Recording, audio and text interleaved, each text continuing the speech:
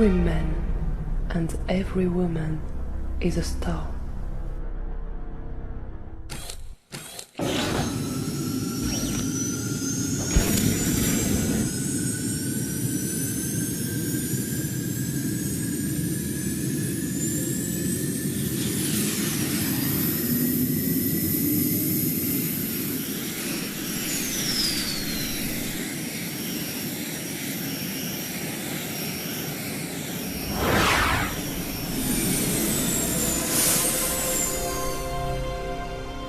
Every mountain, every drop in the ocean, every living creature is made from space dust. Hundreds of tons of space dust fall on planet Earth every day. When we look at the stars, we are looking at the material which we are all made of. There are millions of galaxies in the universe, and each galaxy contains billions of stars. Many of the stars have planets. Since the dawn of mankind, the elite have lied to us. Knowledge of space was knowledge of power over mankind. By watching the stars and planets, the elite knew when the seasons would come, when the moon would eclipse the sun, when the tides would ebb and flow, when the summer would start and winter would end. Watching the sky made you wise and powerful. When the first telescopes were invented, the elite suppressed their existence and imprisoned anyone who wanted to bring knowledge of the infinite universe to mankind. The first grand lie was that planet Earth was flat. The next lie was that no other intelligent beings live in the universe. We now know that all this is lies. The most important truth is that the universe is like the ocean. It is teeming with life. Life will get a grip wherever it can. Life will evolve into any form and shape it can. Through all the centuries of lies, remember this. Your ancestors gave us a warning that mankind has been invaded by aliens many times in the past and will be invaded again in the future.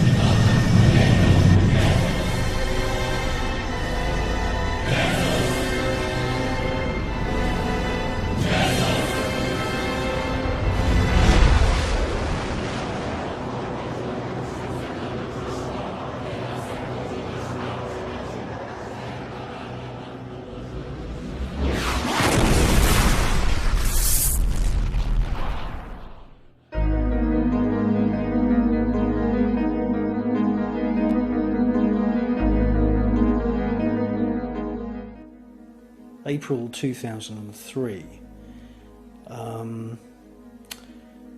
American troops go to the National Museum of Iraq in Baghdad, and they set explosives and they blast the doors of the museum off its hinges. I heard those reports and I thought, well, this is just obviously a continuation of what was going on during the Desert Storm invasion of Iraq that was perpetrated by George Bush Sr.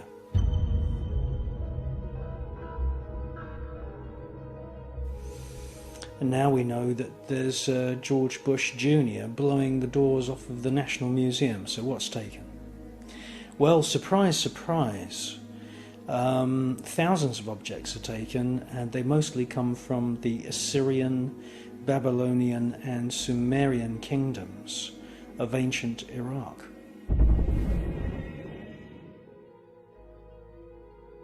Some of these items are to do with the legends, the history, the Sumerian histories of the gods who came from the stars, and they have become known as the Anunnaki.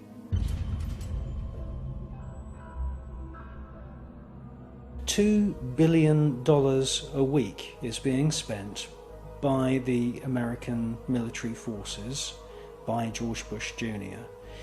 And it's not just museums that are being looted. Archaeological sites have been bulldozed by American military forces.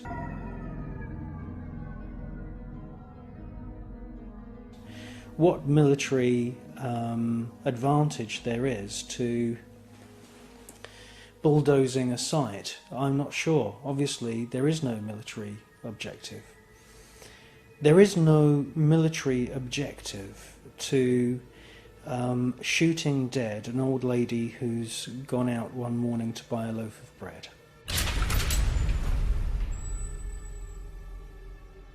There's no military objective whatsoever in opening fire on a market full of people selling goats.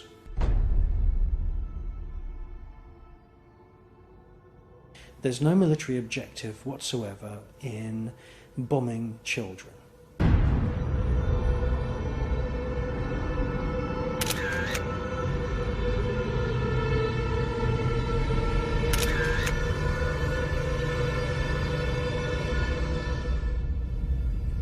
Now, I wanted to make this film 8 years ago, and I've got lots of friends who write books about UFOs and extraterrestrials. When I told them, you know, my idea for this film, the full idea, lots of them said, for God's sake, don't make that film, because, you know, you're mixing up, you know, the war in Iraq with extraterrestrials, and you know, people aren't going to see the connection. It's going to be a very, very difficult film. So Secret Space Volume 1, which is what I made in 2005, should have been Volume 2, and this film should have been Volume 1. But basically my conviction of 8 years ago has become stronger and stronger as I've seen events unfold in Iraq.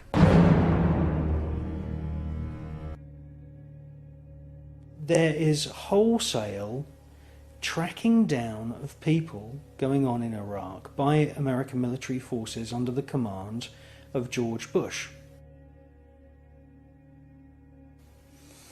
People are being systematically hunted down, and they're being tortured and then killed. If they're really lucky, they'll just be killed.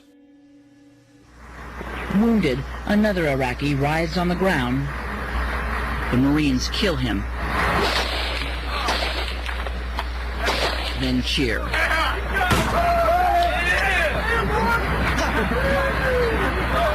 man, these guys are dead now, you know. But it was a good feeling. And afterwards, you're like, hell yeah, that was awesome. Let's do it again.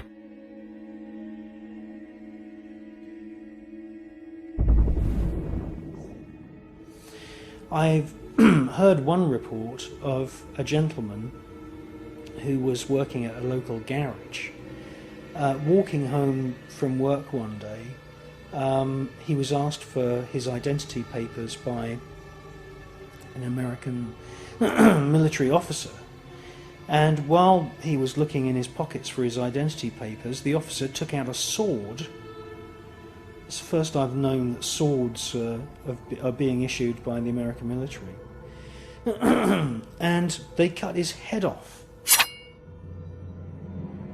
This does not fit into any kind of pattern at all until you realise that they are deliberately hunting down and trying to kill certain people in Iraq because, and this is what I believe, there are the odd remnants of a bloodline that goes back to the Sumerian kingdom. And I believe that certain people, unbeknown even to those people, have within their genetic makeup remnants of a bloodline that was mixed long ago, 6,000, 7,000, 8,000, 9,000 years ago, with the genetic material from invading star gods. And the American military are doing their damnedest at the moment to hunt down these people and kill them, and to erase them, and therefore erase the remnants of this bloodline.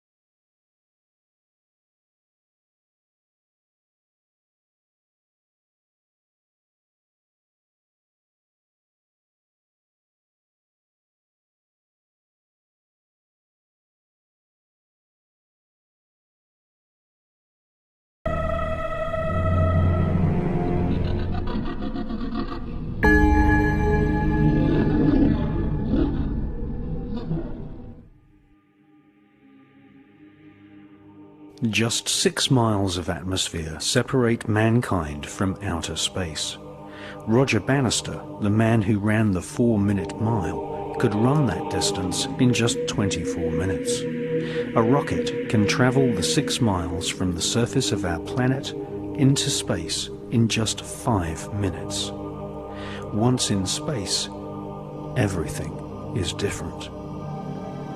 With no atmosphere, the human eye can see for literally hundreds of millions of miles. Space is not an empty vacuum. 99% of all matter exists in space. It's invisible and is called dark matter. The space around planet Earth is full of invisible radio waves. The signals from our television, radio and telephone networks travel very fast in space. Every month, planet Earth sends out 1 trillion individual radio broadcasts, which reach the planet Saturn within 11 days of leaving the surface of planet Earth. For the last 30 years, mankind has been sending small probes into space. The oldest of these probes, Voyager 1, Voyager 2 and the Pioneer probes, were launched 30 years ago and have now left the solar system. The Pioneer and Voyager probes are fitted with a gold plaque which contains a map of how to find planet Earth, a diagram of what we look like, and an audio recording from Secretary General of the United Nations, an ex-Nazi called Kurt Waldheim.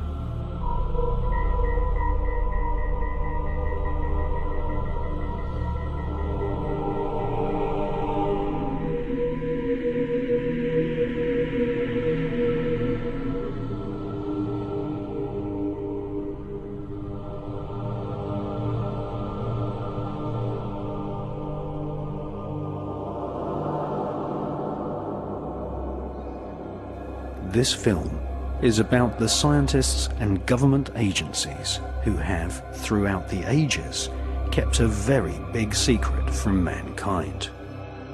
For the first time on film, we expose the cosmic conspiracy against mankind, the conspiracy of silence led by NASA, which keeps us all living in ignorance of the greatest revelation in human history, that we, mankind, are not alone in the universe, that within our own galaxy, thousands of life forms exist, which, like us, have the ability to build and fly craft which can travel from one planet to the other. This is the untold story of archaeologists, astronomers, astronauts, and scientists who have been airbrushed out of history because they told the truth. The truth is that planet Earth has been invaded by aliens many times in the past.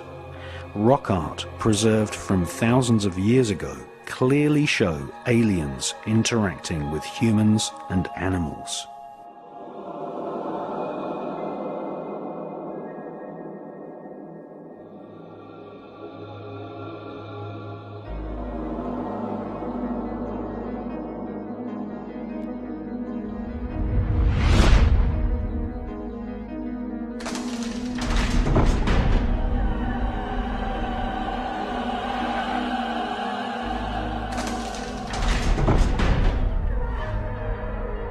Ancient legends from the Himalayas, Middle East and Americas say that some aliens were benevolent and taught early man how to make electricity. Some aliens were neutral and just observed us. Our biblical forefathers called them the Watchers, and the hybrid human-alien offspring were called the Nephilim.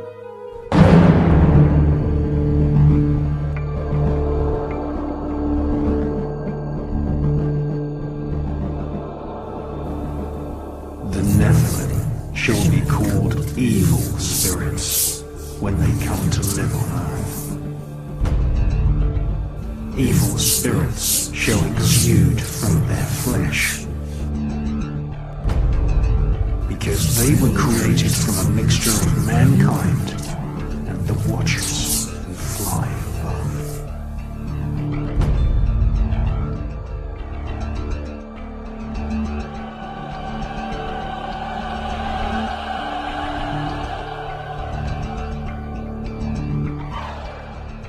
Himalayan legends tell of flying craft which exterminated whole regions of planet Earth using atomic weapons. Hostile aliens have invaded Earth many times, causing human civilization to crumble into dust, only to be rebuilt over thousands of years. We are not alone. We have never been alone.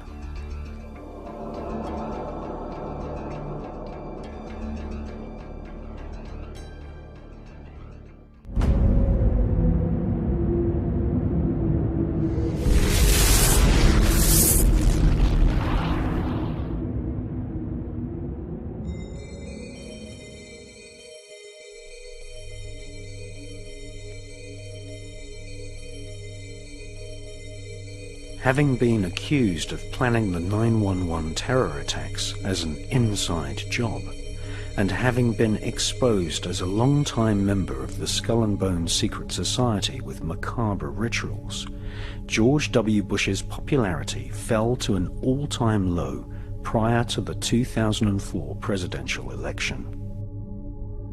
Bush staged a grand photo opportunity at NASA, using the American space program as a grand charade, making a speech from NASA headquarters about the future exploration of space.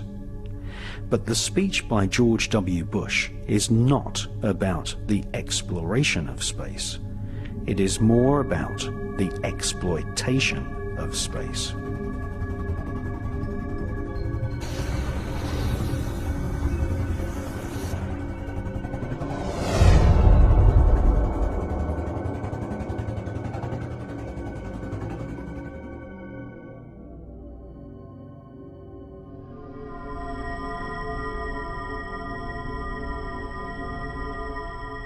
the US government has weaponized space.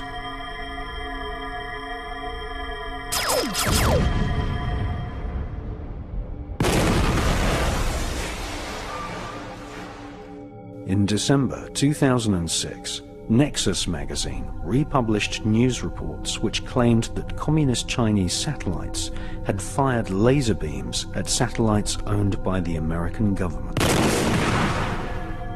Star Wars are happening right now.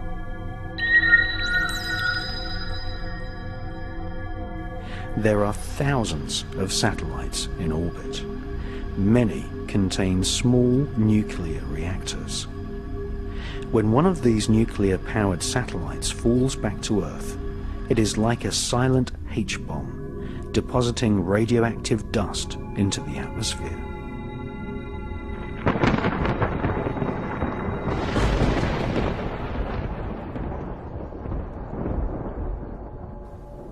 Just 1 pound of plutonium dust deposited into the Earth's atmosphere would kill all living creatures and plant life on the face of the planet.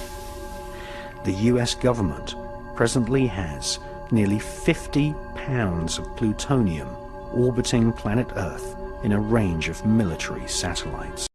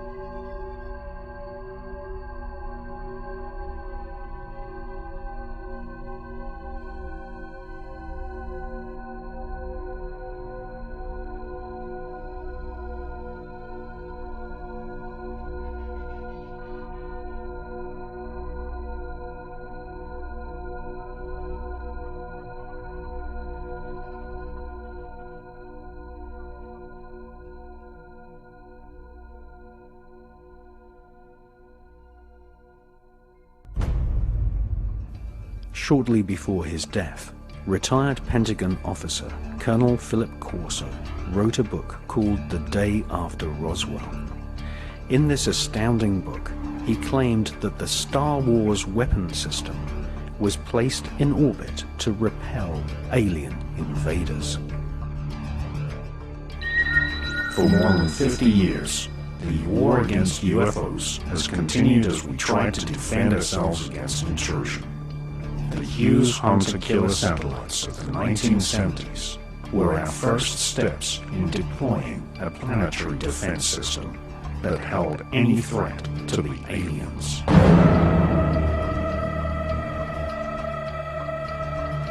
The US military has better, more accurate, and more powerful weapons for killing UFOs than were deployed in the movie Independence Day.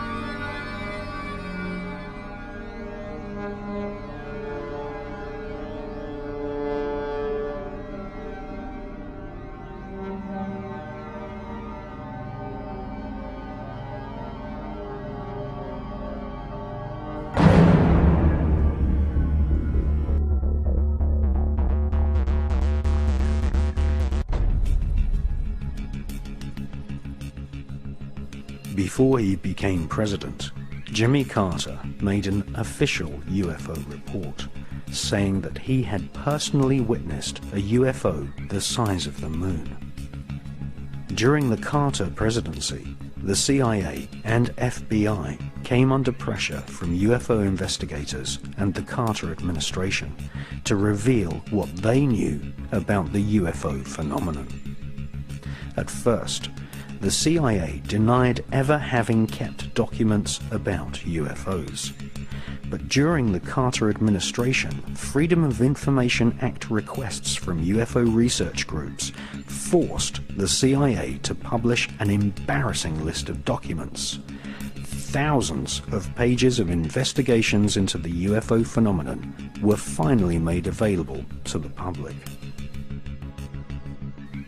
At the same time, the FBI were forced to admit that not only had they kept UFO reports on file, but they had actively tapped the phones and secretly searched the homes of people who claimed they had been abducted by aliens.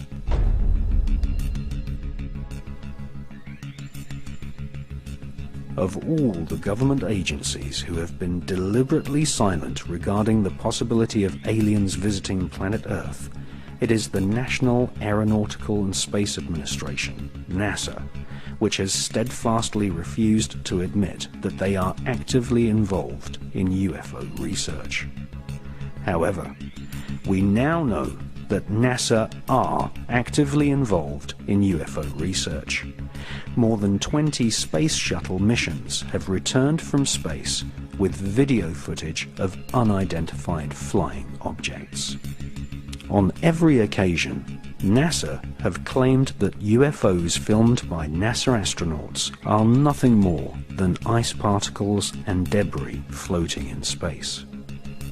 However, since the 1950s, more than 15 NASA astronauts have reported UFOs to mission control.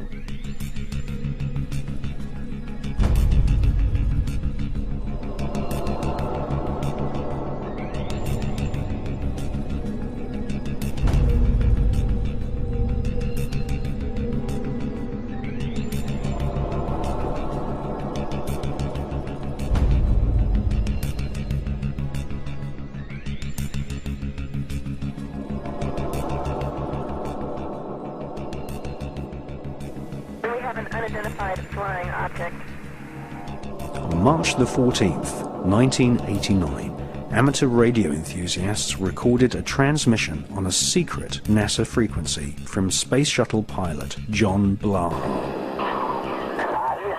this is Discovery. We still have the alien spacecraft under absorbance.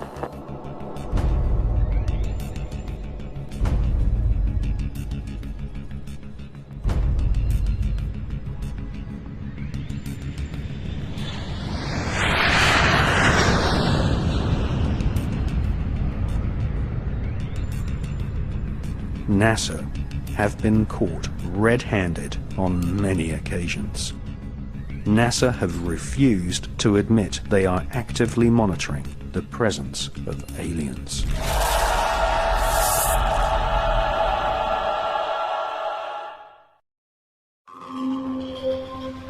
Now, for the first time on film, we reveal documents from NASA archives which plainly show that NASA is most certainly involved in UFO and alien research. We prove, using actual NASA documents, that not only do NASA scientists believe that aliens are visiting planet Earth, but that NASA have funded studies to research UFOs on the Moon.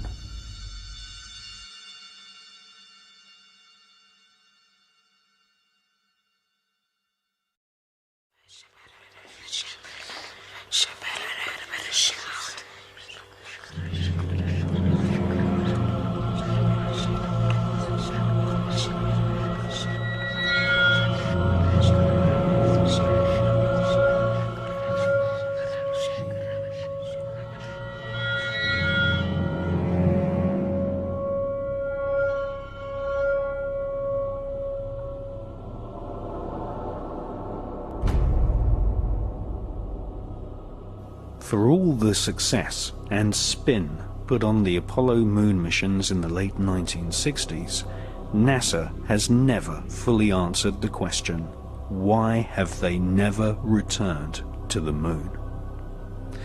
Some ex-NASA employees know the answer, and that is that the moon is crawling with aliens.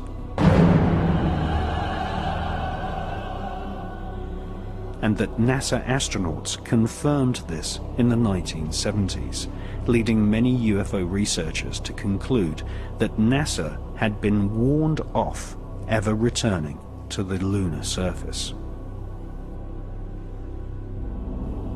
UFO activity on the moon was nothing new to the ex-Nazis who engineered the Apollo moon missions.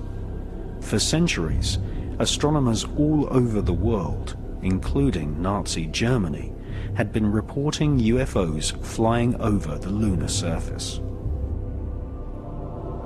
The Lunar Anomalies Report was commissioned by NASA in the years preceding the famous Apollo missions in the late 1960s. For more than 3 years, NASA financed several research scientists to collate a catalogue of anomalous lights which had been reported on the lunar surface by leading astronomers and scientists since the Elizabethan era. In 1968, the public version of the NASA research was published under the title Document R277.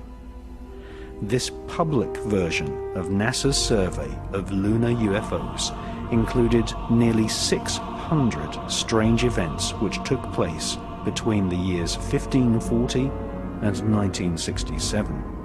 This official NASA catalogue of strange lunar UFOs included reports from some of the world's most famous astronomers.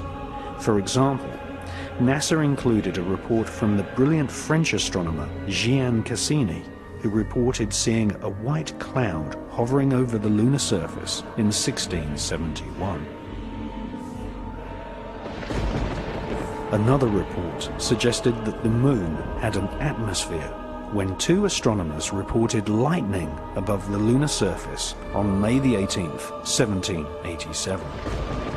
Just 1 month before, in the same year, 1787, the man who discovered Uranus, one of the pioneers of modern astronomy, Sir Frederick William Herschel, claimed to have observed several bright lights traversing across the lunar surface.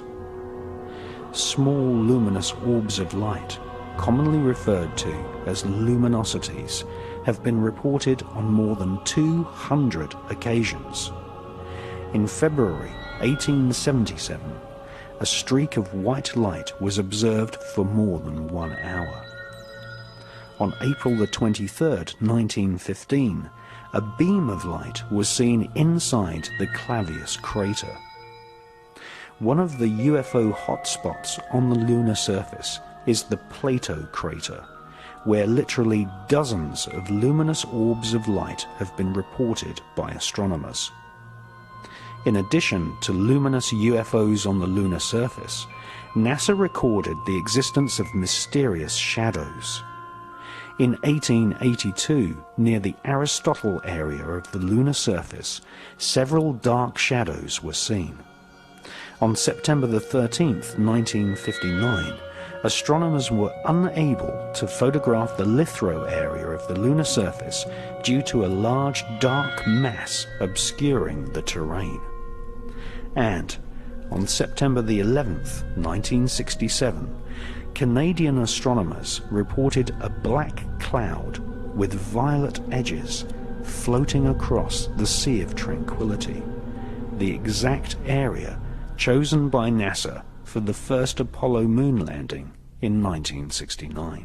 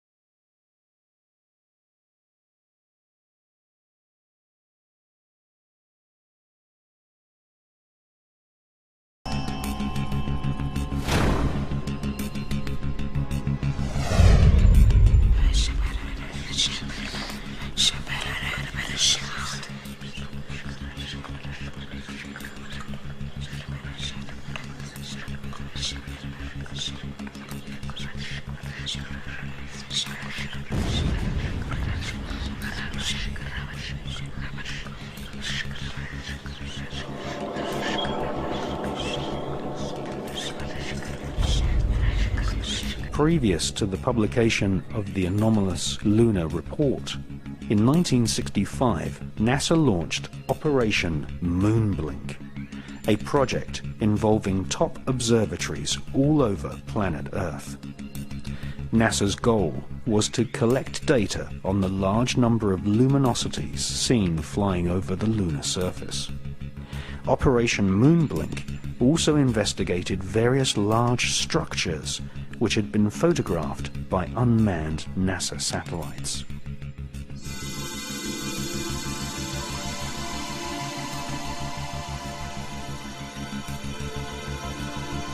Some of these structures looked suspiciously artificial. In 1953, the science editor of the New York Herald Tribune had reported seeing a 12-mile-long structure, possibly a bridge, on the edge of the Mare Crisium crater. This structure could have been caused by volcanic activity. British astronomers Dr. H.P. Wilkins and the presenter of the world's longest-running TV series, The Sky at Night, Sir Patrick Moore, both confessed that the so-called bridge in the Mare Crisium crater had just popped up from nowhere. In preparation for the NASA Apollo moon missions, Orbiter 3 was dispatched to take photographs of some of the moon's most interesting structures. In the Ucurt area of the moon, a large vertical structure stands proud of the lunar surface. It has been nicknamed the Shard. Another curious object photographed by Orbiter 3 is the so-called Tower, which some astronomers claim is over a mile thick and could be 5 miles high.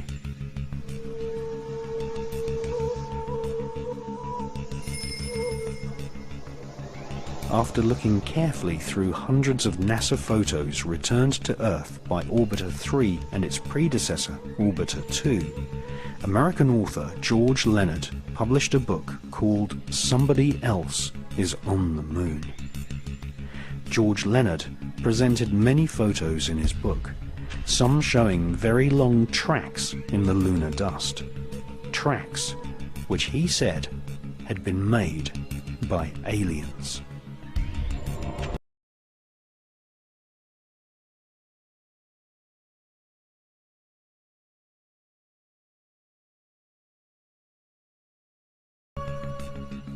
Sightings of UFOs flying across the lunar surface are still going on to this day. In Japan, amateur astronomers have videotaped spherical luminosities using celestron telescopes.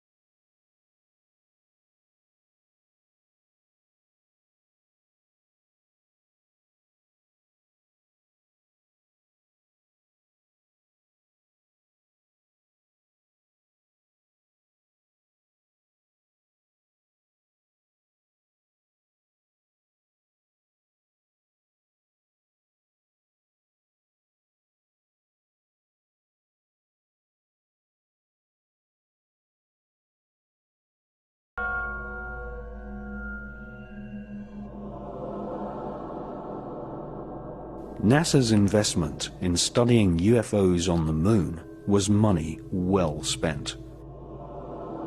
Two ex-NASA mission specialists exposed in the 1970s that NASA astronauts had informed Mission Control that they had seen alien spaceships on the lunar surface. In 1976, an ex-NASA employee, Otto Binder, accused NASA of censoring transmissions from the Apollo astronauts by switching to secret radio frequencies and using code names for UFOs. Otto Binder claimed that he had heard an Apollo astronaut tell Mission Control that there were huge alien spaceships parked on the lunar surface, right in the middle of the Sea of Tranquility, which had been chosen as the landing site for Apollo 11.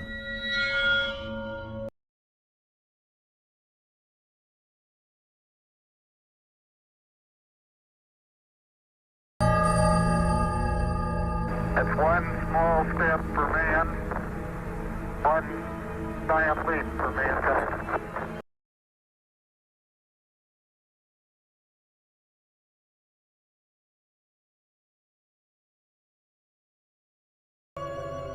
Few people took Otto Binder's account seriously, until another ex-NASA employee, a Moroccan named Maurice Chatelain, published a book in 1978 in which he claimed that two UFOs hovered above the Sea of Tranquility just before the historic moonwalk of Neil Armstrong.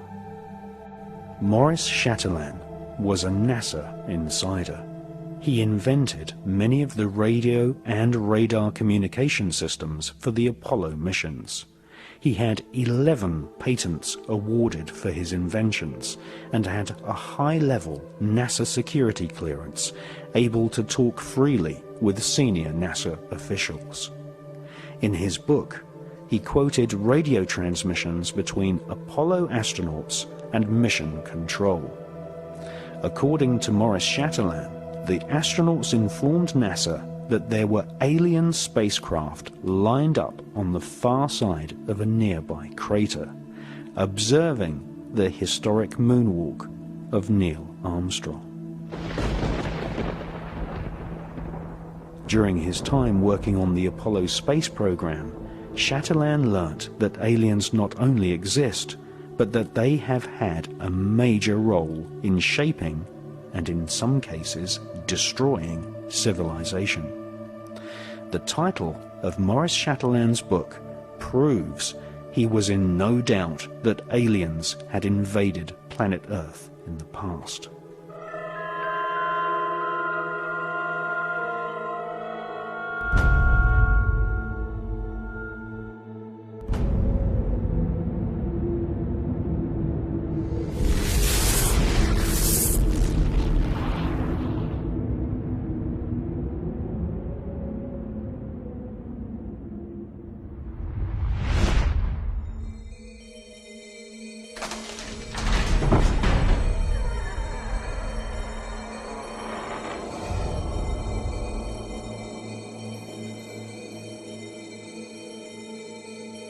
If you study the legends of the North American shamans, the mythologies of ancient Europe, the creation histories of the Australian Aborigines, or the ancient Vedic texts of India, and especially the Sumerian clay tablets from ancient Iraq, we find that all great civilizations on the face of planet Earth tell one similar story. That is, in the distant past, people from the stars visited planet Earth and displayed fantastic technology. Sometimes they genetically engineered humans. Sometimes they directly interbred with humans.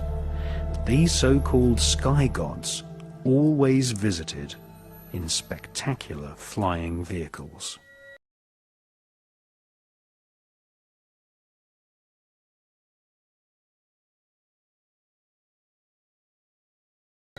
So the daughters of men were beautiful, and they bred with them.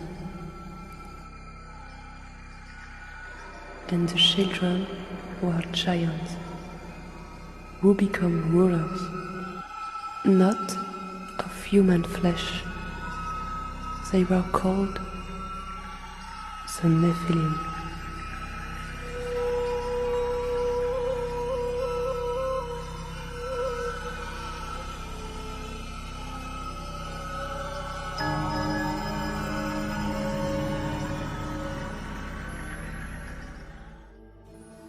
The most ancient written texts on planet Earth date from the Indus Valley and make up a corpus of works called the Vedas.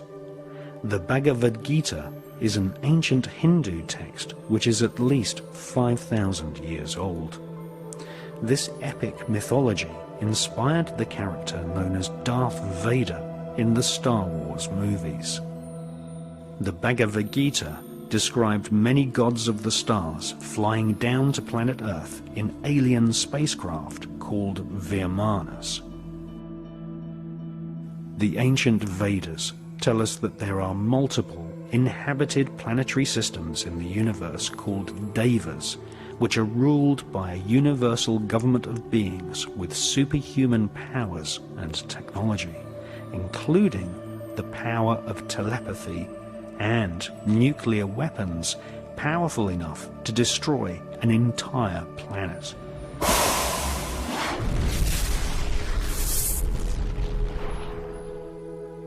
The Hindu legends tell us that the Virmanas were like flying saucers, which had stealth technology, able to make themselves invisible, and were able to detect enemy craft at great distances using a form of psychometric radar.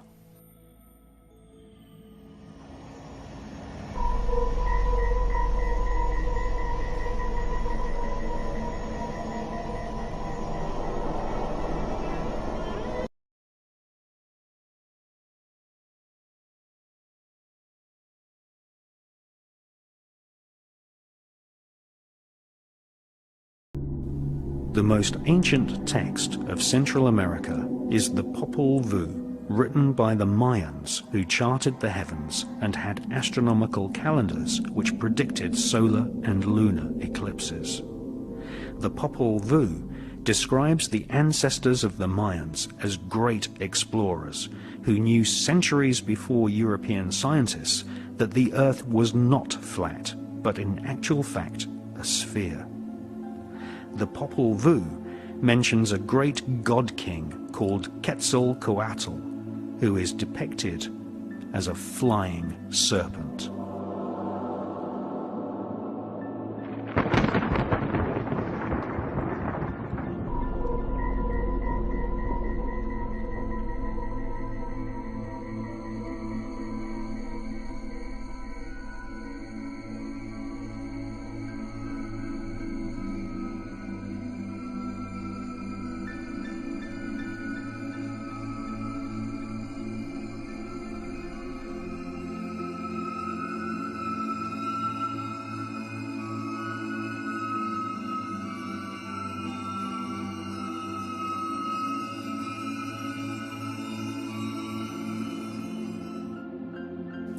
On more than 3 different occasions, in broad daylight, people have filmed flying serpents in the skies above Mexico. The same phenomena has also been filmed in Scotland, and also from aboard the space shuttle by veteran astronaut Story Musgrave.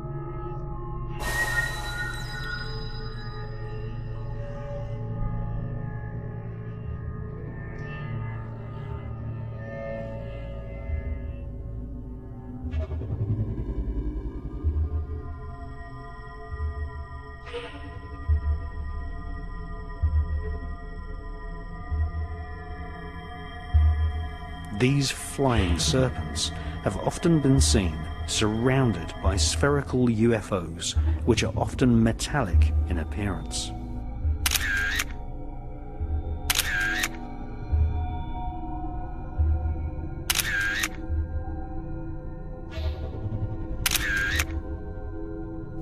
Mexican UFO investigators call these spherical luminosities Las Perlas, or the pearls. These pearls of the sky are mentioned in ancient Tibetan scriptures. More than one leading Tibetan author suspects that these spherical UFOs are actually alien probes monitoring the evolution of mankind.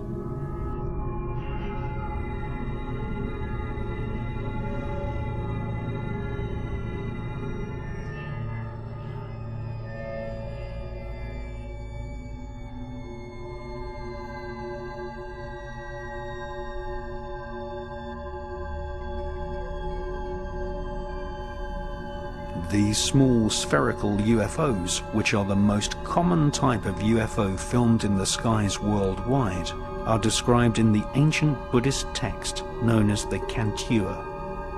The Cantua describes the exact same spherical UFO phenomena which has been filmed in the skies above London, in Scotland, the south of France, and also many times in Mexico.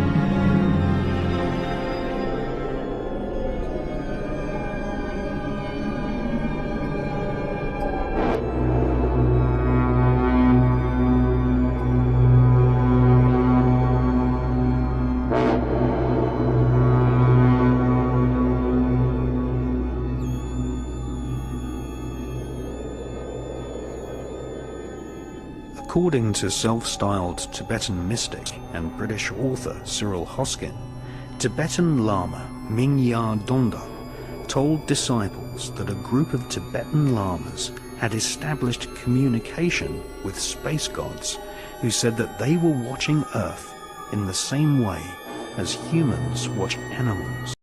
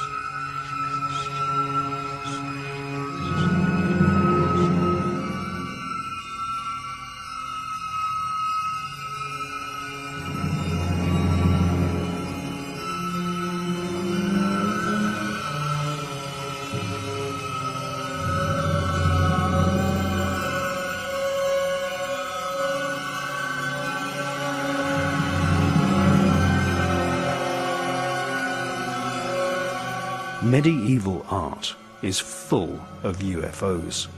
Some are seen beaming lasers directly into the minds of people. Medieval artists associated the occupants of UFOs with the world of God. Jesus is pictured in many paintings where alien craft can clearly be seen hovering in the background. Medieval painters used their art as a way of giving people the message that UFOs exist and that aliens have been involved in controlling the destiny of mankind. There are even medieval paintings clearly showing satellites and other forms of technology.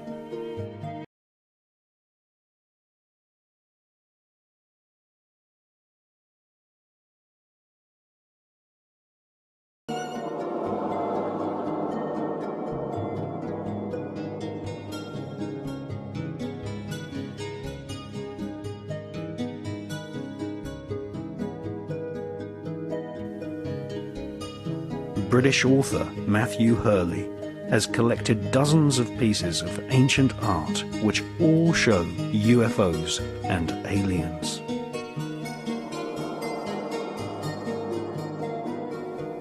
In addition to dozens of paintings, there are also hand-printed newsletters from the medieval era which report UFOs, luminous balls of light, and even an alien invasion in the Mediterranean.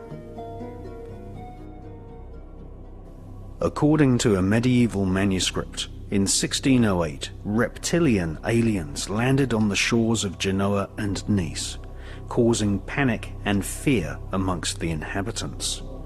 The manuscript is a news report entitled "Frightening Screaming and Signs from the Sea at Genoa."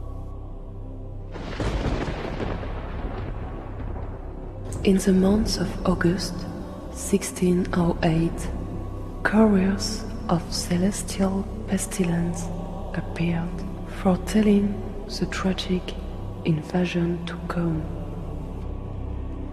Romans made sacrifices to the gods on seeing them arrive. Horrible beings with arms covered in scales, with snakes wrapped around their arms, emerged from the sea, screeching and screaming. In the city of Nice, it rained blood. Carriages of fire were seen in the sky, being pulled by the frightening creatures.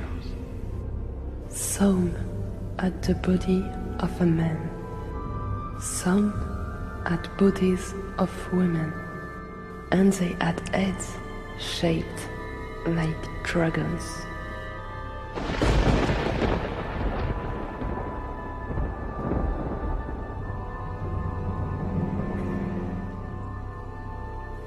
Genoa was the hometown of Christopher Columbus. On October the 11th, 1492, whilst halfway across the Atlantic on his voyage to discover America, Columbus saw a UFO and recorded the event in his ship's log.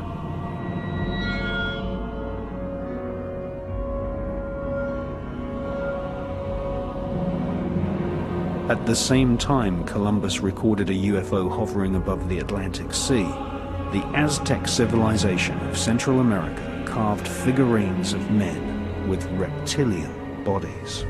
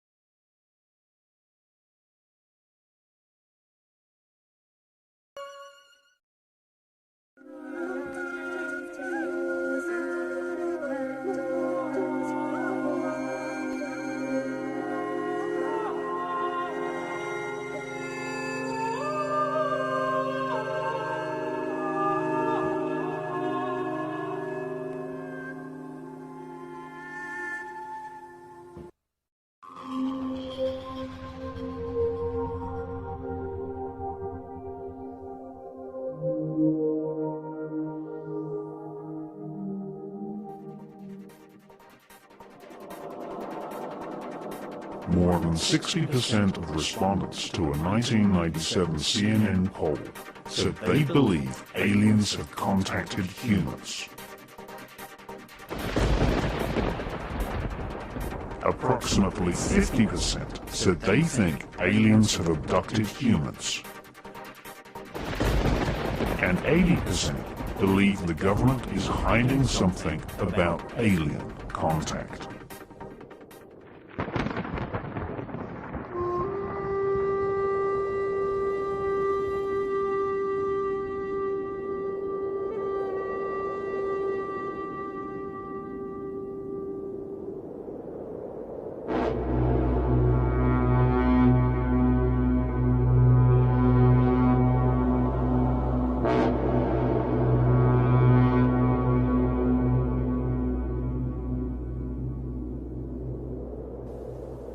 In the 1970s, the skeptical magazine Fortean Times claimed a man had faked an archaeological artifact which had supposedly been discovered in Nepal.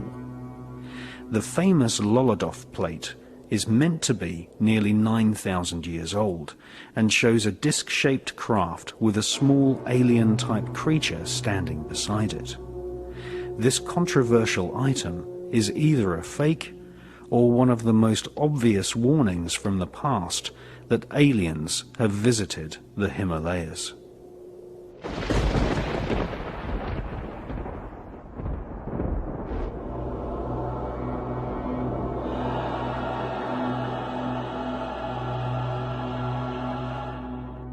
On the opposite border of Tibet stands the Bayankara Ula mountain range, which separates Tibet from communist China. There, small skeletons with oversized skulls have been found. The tribes in the Bayan Mountains have a detailed mythology involving star beings crash-landing spaceships in the distant past.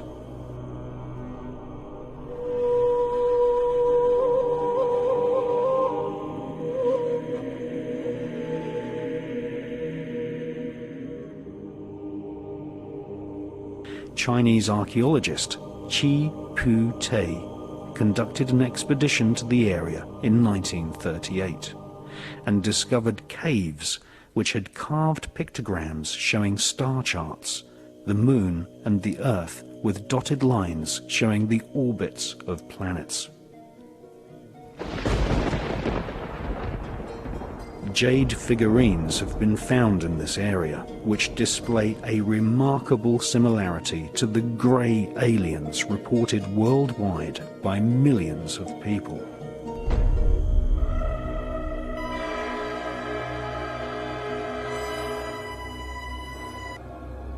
The small skeletons with alien-shaped skulls were discovered in 1938. The skeletons were in graves on the floor of caves, which had walls covered in star map pictograms. The graves were laid out in geometric lines. Amongst these graves, hundreds of circular stone plates were discovered, which had spiral etchings on them. Each stone disc was approximately 9 inches in diameter and had a fine groove spiraling out from the center to the rim, making each disc look like a prehistoric version of a modern vinyl record. In all, 716 stone plates were found. These became known as the Dropa stones. In 1962, Professor Sum Nui at the Academy for Prehistoric Research in Peking translated the engravings on the Dropa stones. The history of local tribes were inscribed on the Dropa stones, which claimed that 12,000 years ago, aliens crash-landed in the Bayan mountain range. This was apparently one of the least successful alien invasions, as, according to the Dropa stone legend, the aliens were killed by local villagers because of their non-human appearance.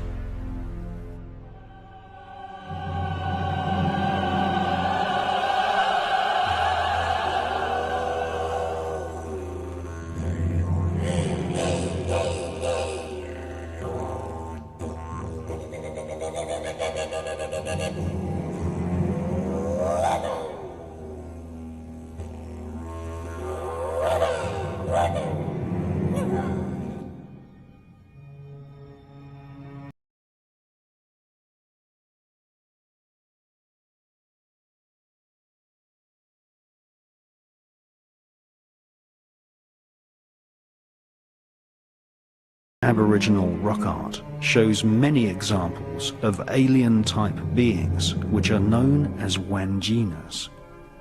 Every year, Aboriginal tribespeople travel to remote parts of Western Australia and repaint the outline of the Wanjinas, who are known as the creator spirits of the Aborigines.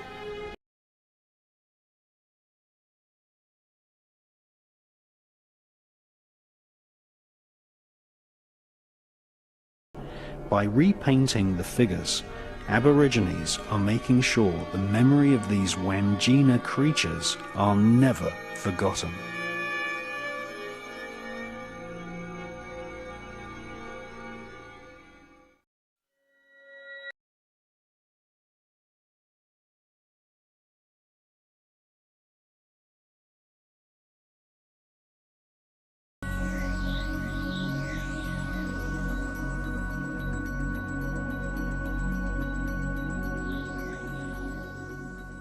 Well, I had some copies made of some of the most important pieces of rock art from around the world, and this is a copy of a piece of rock art that was discovered by a chap called Joseph Bradshaw in the 1800s.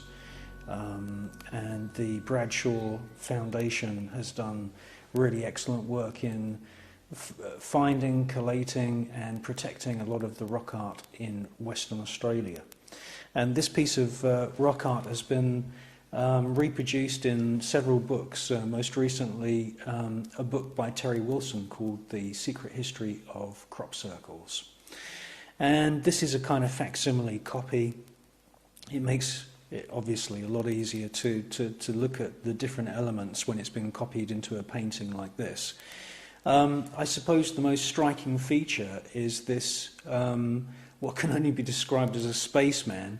It's obviously got, you know, some kind of space helmet thing there. There's some kind of bulbous point on his head. And then he seems to be looking in the direction of this kind of aeriform shape that seems to be floating in the air. Now, in the centre, you have a shape there that could easily be interpreted as a flying saucer. There's also these round spherical shapes. These are often found, actually, these round spherical motifs are often found in relationship to other motifs that can easily be interpreted as flying saucers. There seems to be some kind of wave pattern there. Obviously that could be, you know, birds in the distance, but it seems to me that sort of suggests some kind of wave energy. And fleeing from the spaceman and this aeriform and these spheres and this UFO are wallabies or kangaroos. And what's really fascinating is that in the lower right hand corner there are two figures, a man and a woman, which do not have Aboriginal facial features. In actual fact, they have European features, and this mirrors exactly what we find on the other side of planet Earth, where we have characters in rock art from, you know, thousands of years ago, centuries and centuries and centuries and centuries ago, with people with European features. Well, in Kimberley in Australia, in the ancient era from where all of this rock art dates from, there should have been no European people at all. And the same thing can be said about Central and South America. In Central and South America, these beings which we find in the ancient art in that particular part of the planet are called the Viracocha, and they were beings who came from the stars and gave the peoples of Central and South America knowledge of mathematics and astronomy and other forms of knowledge. And here in Kimberley in Western Australia, in an ancient era when there shouldn't have been any European people whatsoever, we again find this kind of theme of European looking beings. And he has a beard, he has a kind of punky kind of Sex Pistols Johnny Rotten haircut. The woman has a very strange hair design that looks like some kind of medieval jester's hat, which is very strange. And the look on their faces is that of awe and terror. They're even sort of holding up their hands, either in veneration of this spaceman or in horror of the spaceman. Now, what's really fascinating is that on the ground, below the flying saucer and the spheres, you have a spiral pattern which is quite reminiscent of the spiral groove workings which we find in Ireland and Scotland on lots of the monoliths there. But this spiral pattern seems to be drawn in a kind of perspective way, and I think it suggests that there is a crop circle there. And of course we know that there are many, many pieces of footage of small balls of light actually creating crop circles. And this may be one of the most important pieces of evidence in the whole area of crop circle research. Now, another really very, very interesting point that I find is that the entire scene is encircled by a serpent, by a snake. This is the head of the snake, and it goes all the way around, and his tail is almost being swallowed. Now, the snake, you know, in a lot of books, I collect a hell of a lot of books. Mostly the snake is considered as a symbol of wisdom in the ancient era. And, you know, I thought, well, when I first came across this notion years ago, I thought, well, that's, you know, quite interesting. But, you know, when I look at snakes, and I live in a hot area where there are snakes, they don't particularly strike me as being really, really super intelligent animals. Certainly they have a vindictive kind of survival quality of intelligence, but they don't strike me as being like dolphins, which, you know, when you swim with dolphins, you can really, really tell they're very, very, very intelligent creatures. And so I did some reading and research into how this notion of the snake representing wisdom and knowledge in the ancient world came about. And my research really led me to, you know, make this film in a way, because what I found is that it wasn't actually snakes that were venerated as being intelligent.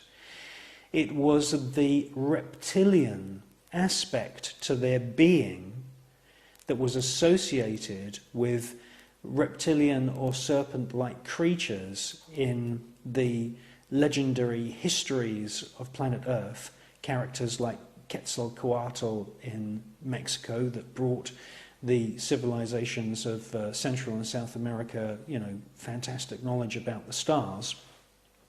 And other reptilian beings, such as Nukua, which was a reptilian goddess in ancient China. It was this notion that these reptilian beings that came from the stars, full of knowledge, genetics and science, which then was oversimplified and throughout history came down to the point where the snake represents wisdom of the ancient world.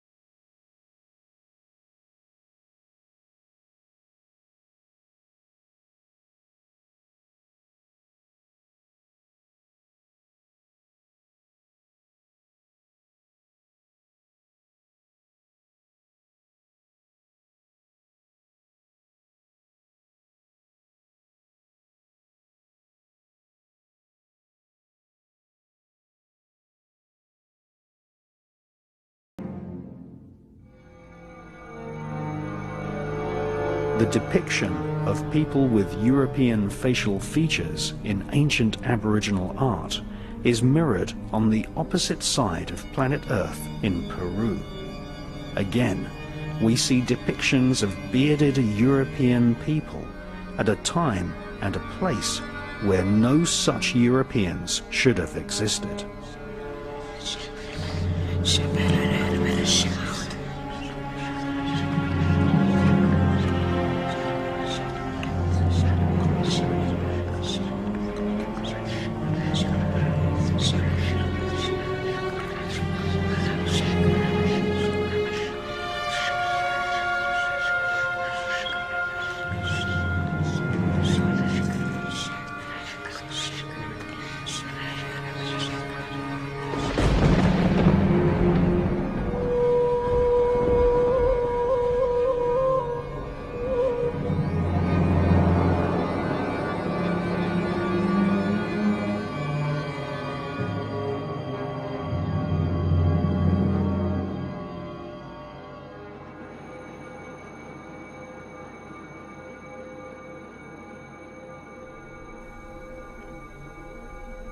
Nazca in Peru is one of the largest archaeological sites in the world.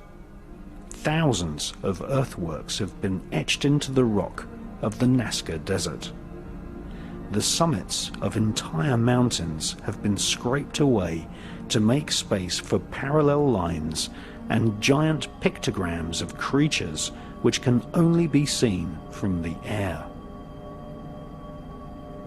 Skeletons with elongated skulls, like a grey alien, have been found near Nazca. World-famous author Eric von Daniken has made a detailed study of the Nazca area.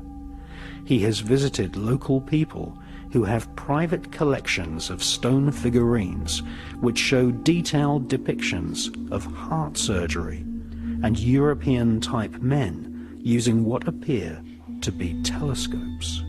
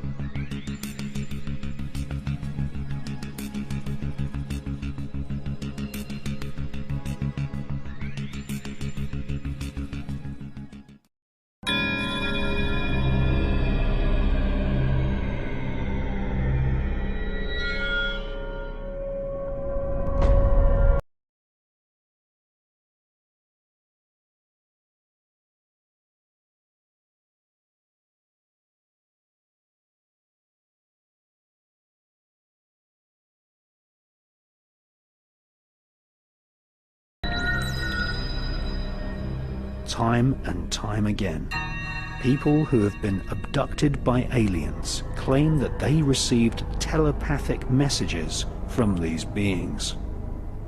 Many people claim that the Greys are a telepathic species who do not speak, but prefer to transfer thoughts containing colors and symbols with the power of their minds.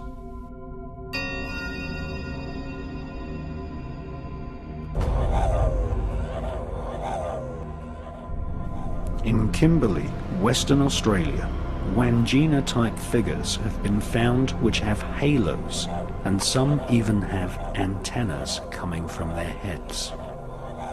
The halos and antennas could be a symbolic representation of the power of telepathy.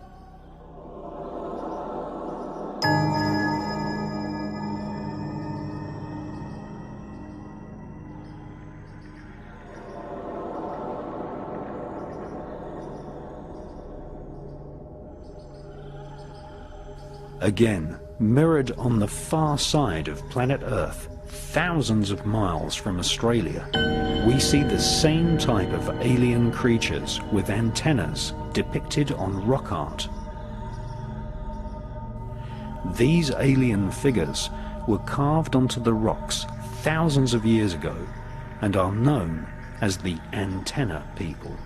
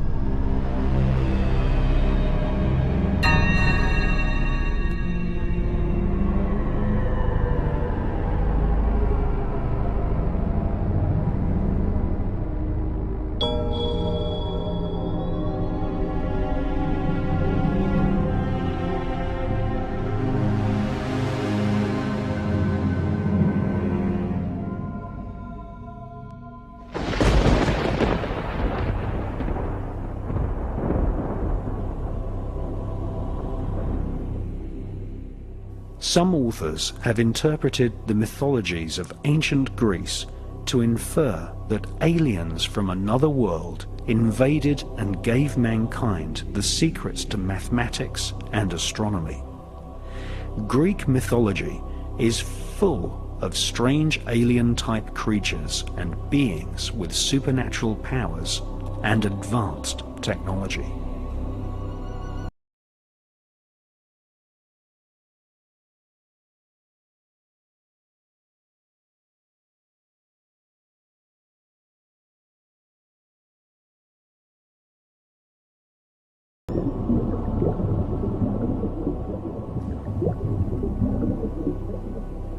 In 1900, the wreck of an ancient ship was found off the coast of Crete near the island of Antikythera.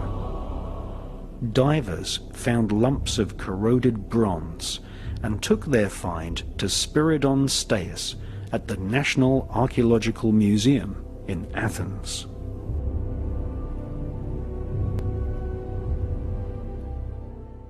Spiridon Staius discovered a complex and elegantly made mechanism, like the interior of an expensive handmade clock, inside the corroded lumps of bronze. In 1902, he proclaimed the object to be thousands of years old and called it the Antikythera mechanism. In 1958, British scientist Dr. Derek de Sawyer Price studied the Antikythera mechanism and claimed it was a clockwork computer able to accurately predict the movement of stars and planets. The Antikythera mechanism is likely to have been made in the Hellenistic era of ancient Greece. No other ancient clockwork mechanism can be found in any other museum worldwide. Indeed, there is no mention of clockwork technology being used during this era anywhere on planet Earth.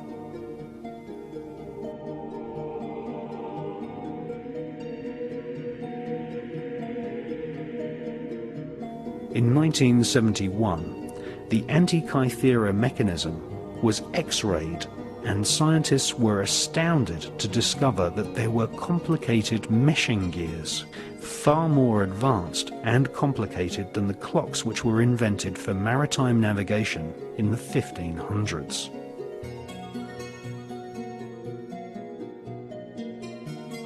Dr. de Sawyer Price stated that the Antikythera mechanism was so sophisticated and ahead of its time that it was like discovering a jet airliner inside an ancient Egyptian tomb.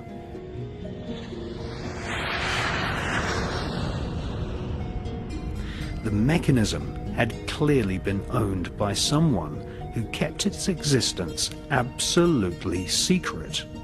For if the technologies displayed in the mechanism had been widely taught to ancient man, then the Industrial Revolution would have happened before the birth of Christ.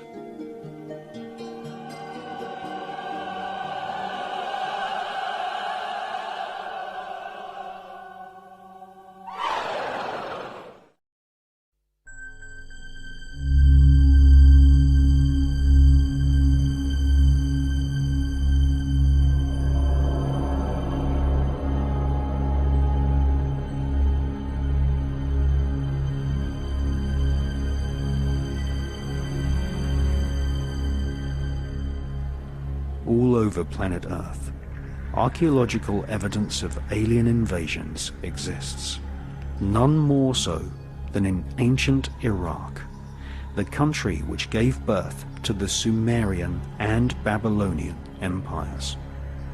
6,000-year-old clay tablets tell of aliens invading from the stars who enslaved and genetically modified mankind.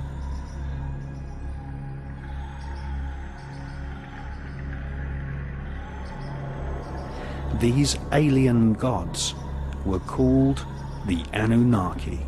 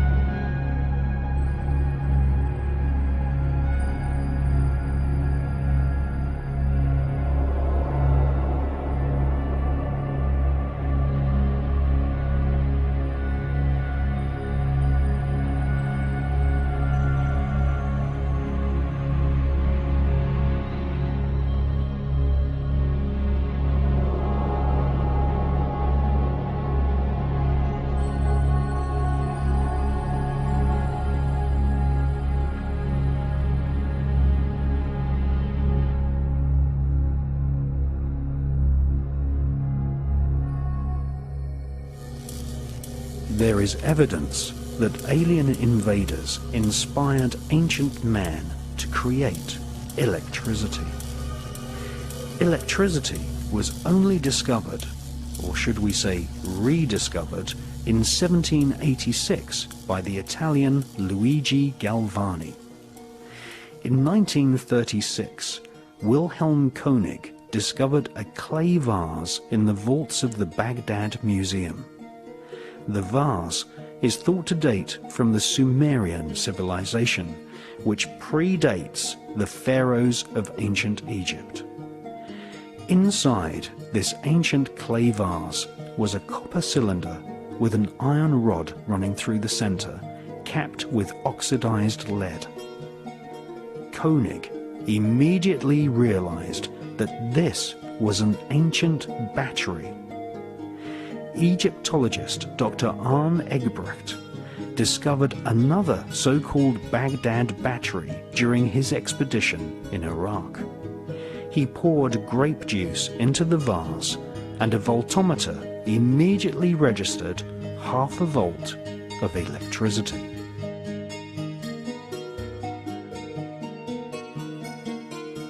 Where did this notion of electricity thousands of years ago come from? Was it inspired by the technology brought to planet Earth by the Anunnaki aliens? According to figurines and legends in ancient Iraq, the Anunnaki were reptilian humanoids. They are depicted in ancient Sumerian art as suckling human babies to their reptilian breasts.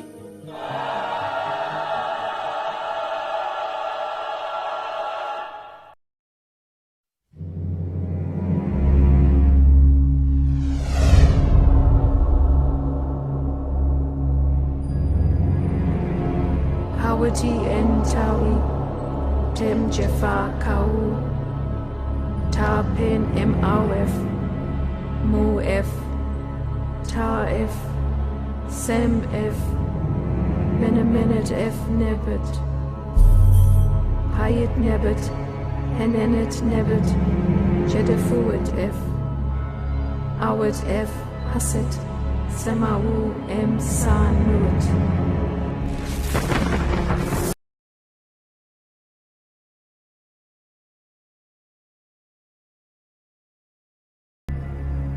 "3,500 years ago, during the reign of King Thutmose III, ancient Egypt was invaded by spherical UFOs which were described as circles of fire.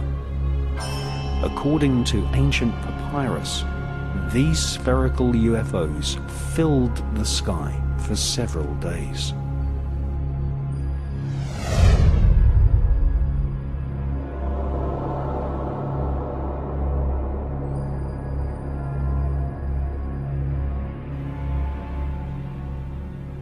In his fascinating book, British author Matthew Deleuze shows photos of strange alien reptiles, some with the bodies of apes and heads of lizards.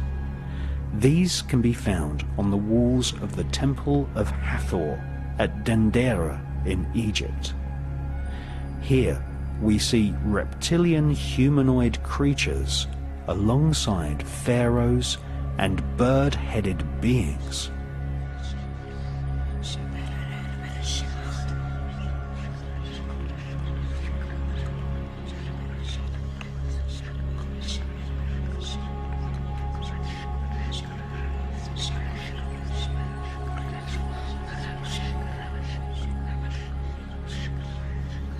Strange giant light bulbs, possibly some form of plasma beam weapon, can clearly be seen at the Temple of Hathor.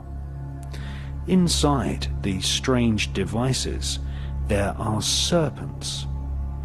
This is possibly a pictorial message that this alien plasma technology was given to the elite of ancient Egypt by a serpent or reptilian race of aliens.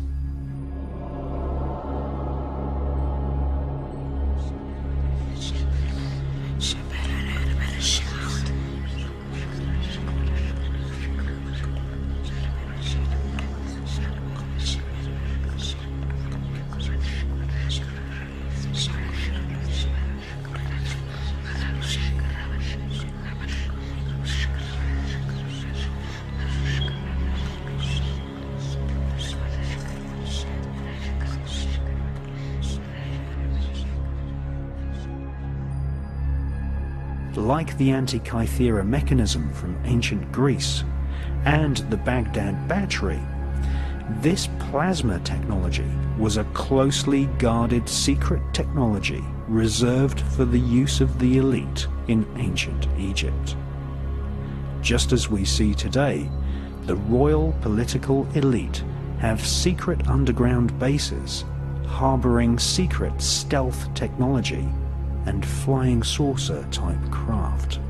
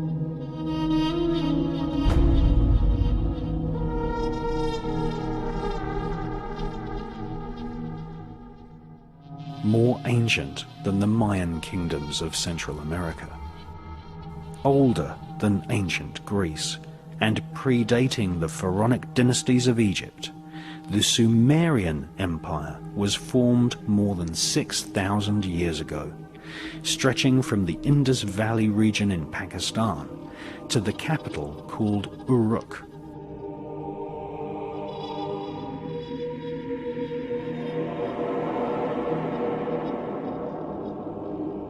Sumeria is known as the cradle of civilization.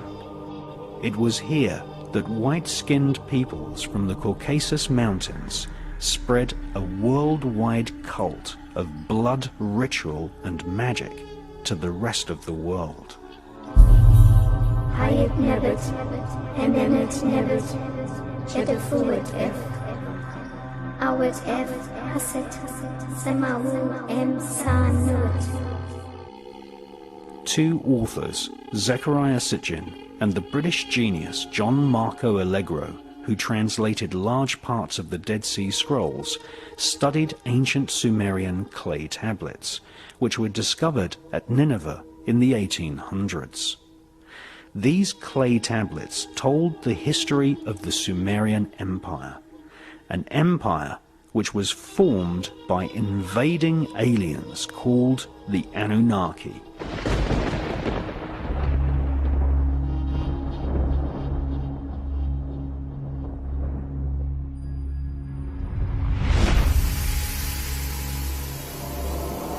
Sumer's original name was Ki-en-Gir, which means the land of the kings with blazing rockets.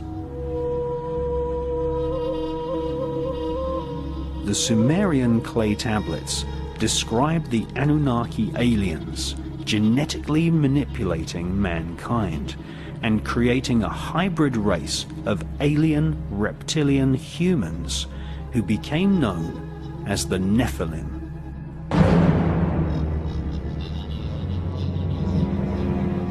The Nephilim are also known as the Elohim in the Bible.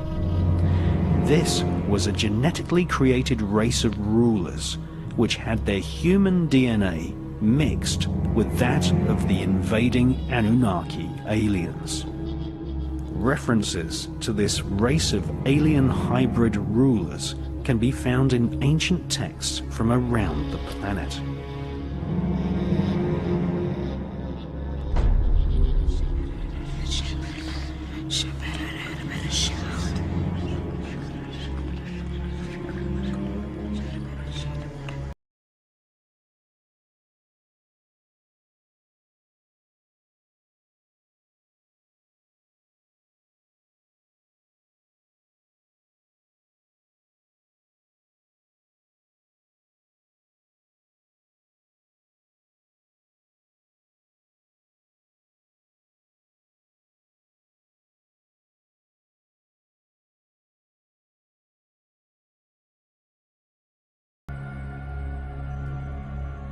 The Sumerian Empire was the place where Zoroastrian, Hindu, and Judaic religions all began.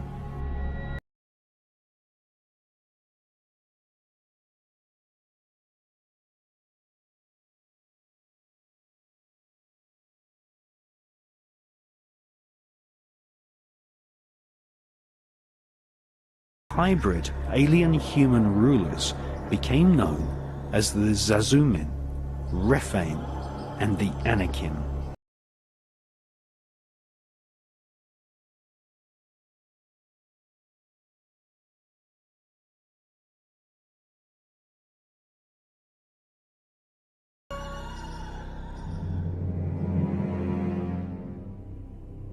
The world's most famous author on the subjects of the occult and human consciousness is David Icke.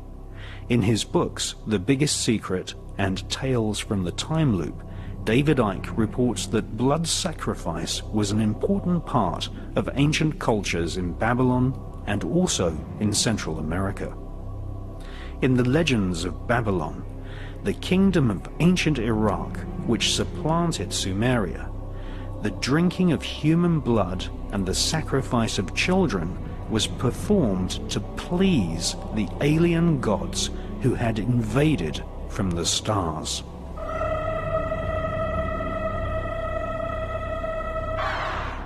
The ancient ruling elite believed that drinking human blood allowed them to absorb human DNA from their ancestors.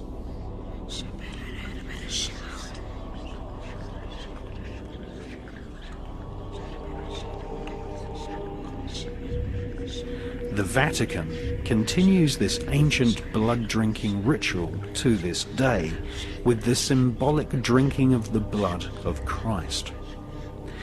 David Icke claims blood-drinking rituals have been performed by members of the royal political elite throughout history.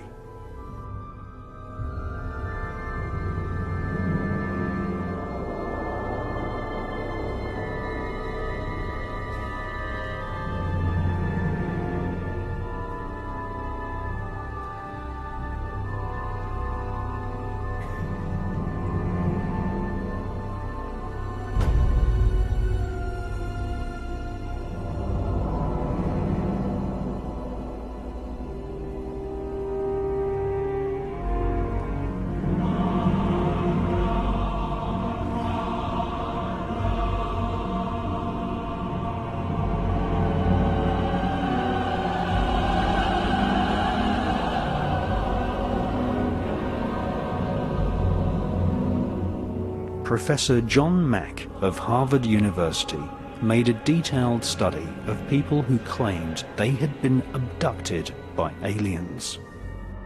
In his book, John Mack studied abductees who said that the grey alien is actually a genetically engineered reptilian who invade planet Earth on a regular basis and collect human DNA as part of a plan to breed an alien-human hybrid race who will serve an extraterrestrial elite.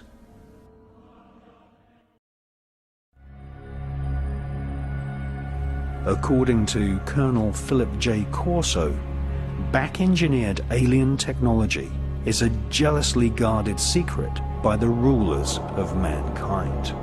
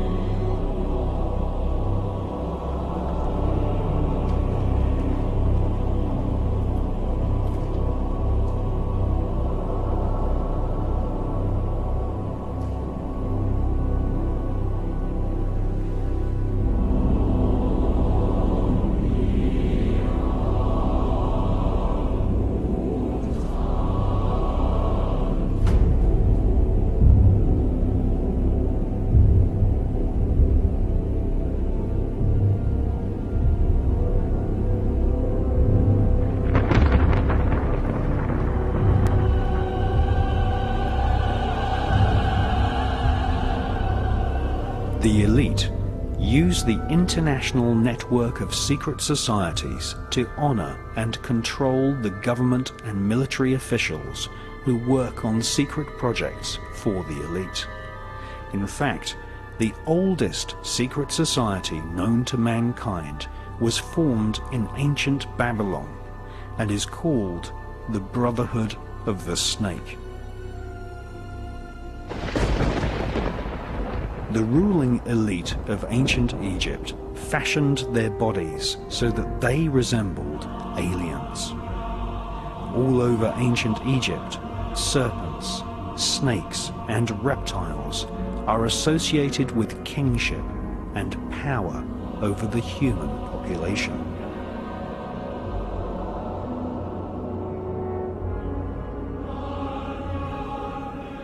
New kings had their bodies massaged with a special potion which contained crocodile fat. This was a worldwide cult of the crocodile, a reptilian species which has kept its original form since before dinosaurs walked on land. The crocodile is pictured alongside the Wangina creator spirits of Western Australia. Reptiles have always been associated with a race of hidden masters.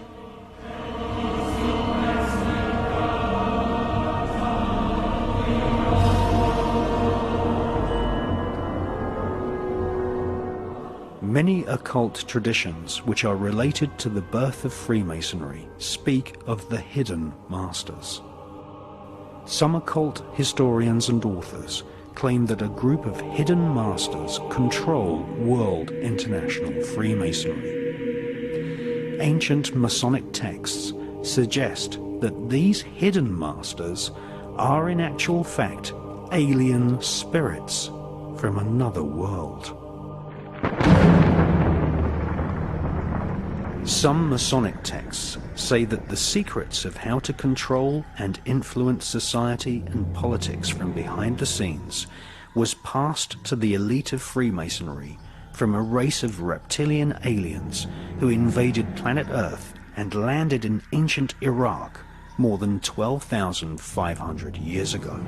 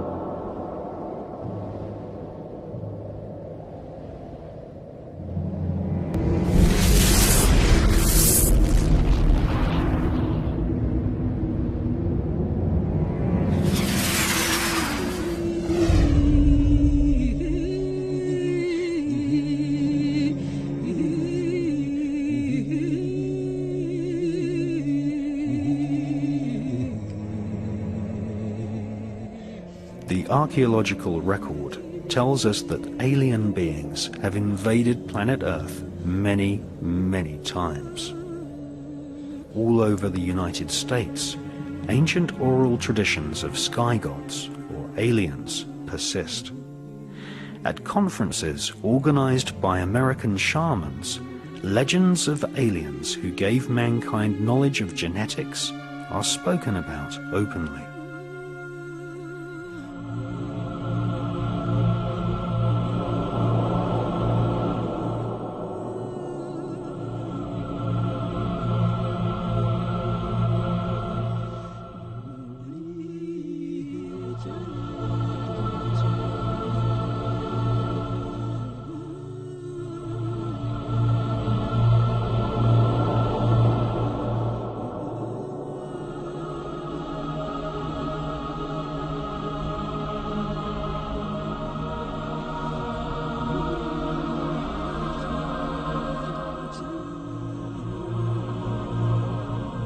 Shaman elders speak of beings from the stars called the Bacti, who invaded planet Earth before even dinosaurs existed. Right at the point when planet Earth was just forming. The Hopi shaman elders make little dolls which represent spirits of their elders and spirits of the Earth. They also make dolls which represent the spirits of the star gods. These dolls are called kachinas.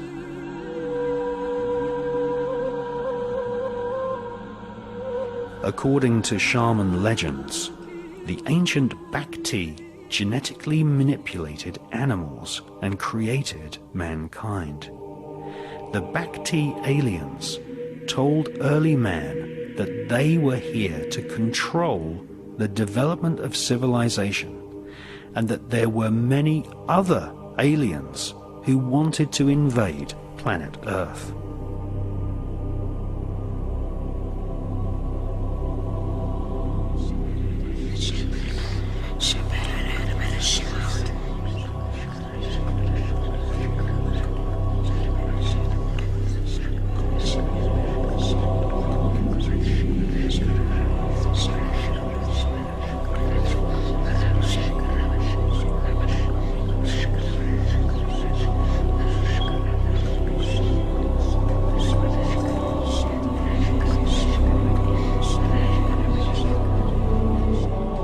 According to American shamans, the Bacti aliens have been known both as gods and devils throughout the evolution of man.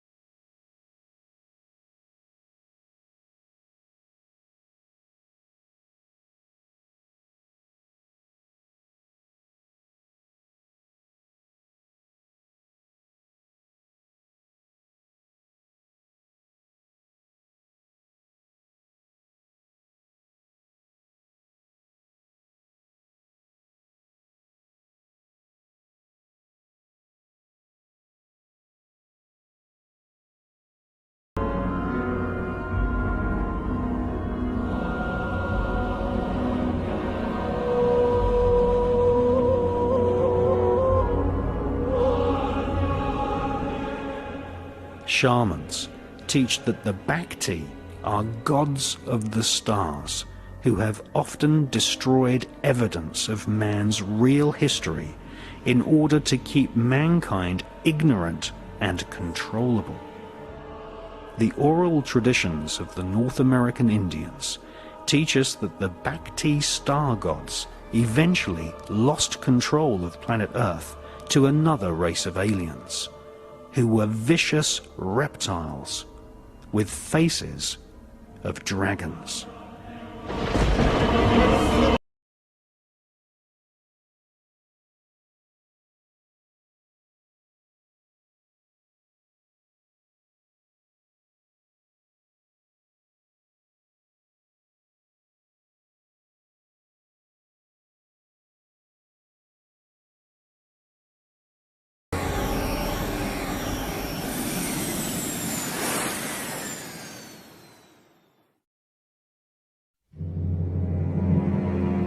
The Temple of Hathor at Dendera in Egypt is dedicated to a deity who had dominion over our Milky Way galaxy.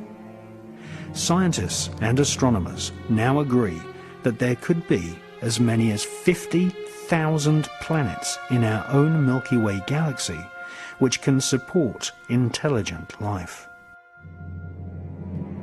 On the ceiling of the temple, giant carvings depict star constellations, and on the walls, reptilian humanoid aliens are standing beside technological devices.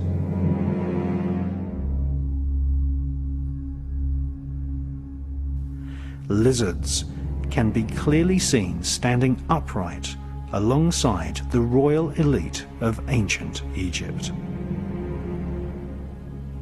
Another common feature is the erectile serpent. This emblem is known as the Uranus. All the pharaohs wore cobra-shaped headdress featuring serpents and also vultures. All dinosaurs had reptilian genes. Contrary to what mainstream science teaches, all the dinosaurs did not die out in prehistoric times. They evolved into birds. Modern science has only just confirmed what the royal elite have known for thousands of years, that the reptilian genes of dinosaurs evolved into the various species of birds which we see to this day.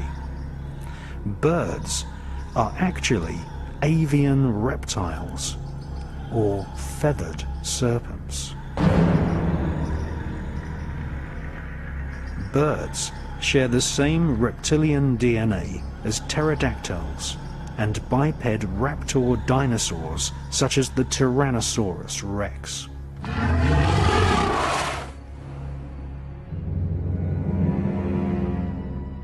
Images of gods from the stars, symbolized by feathered serpents, can be found all over planet Earth. In ancient Mexico, there was a god king known as Quetzalcoatl. The word Quetzal means bird, and Coatl means serpent. He was the god from the stars who brought civilization and knowledge of the cosmos to the people of Central America.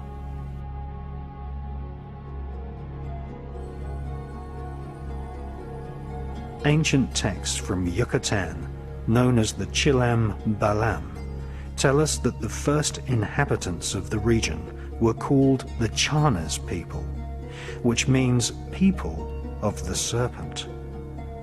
They were ruled by a king called Itzamna. The word Itzam means lizard, and he is depicted as being half human and half serpent, just like the reptilian figures seen on the walls of the Temple of Hathor in Egypt.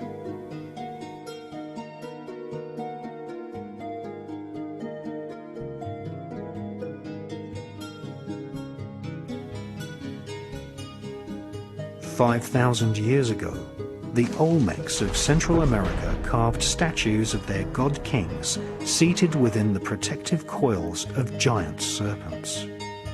In these carvings, we see gods holding small buckets, identical to the situlas of ancient Sumeria. These buckets contained the so-called water of life, the genetic material from which the reptilian overlords created modern man as a slave race to serve them.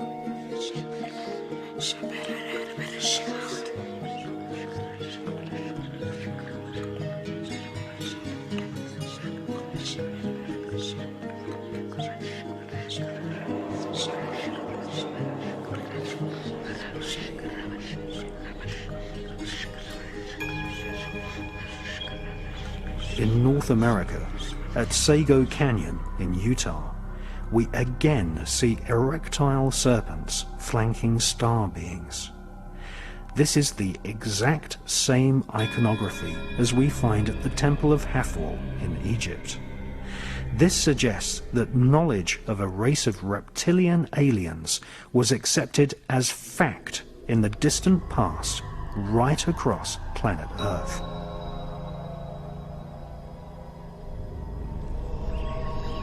Perhaps the most ancient of all Chinese texts is the mysterious Yi King, which describes how humans were genetically modified by a goddess known as Nu Kua.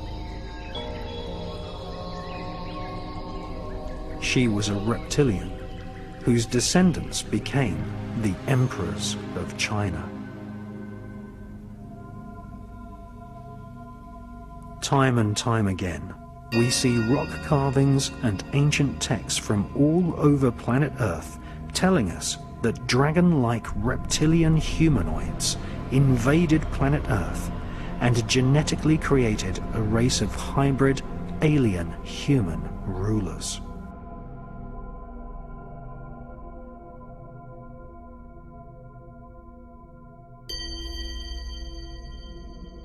Many authors believe that the reptilian Anunnaki warriors of ancient Sumeria, who invaded the Caucasus Mountains, have secretly continued to control mankind via the worldwide network of secret societies which are loosely described as the Illuminati.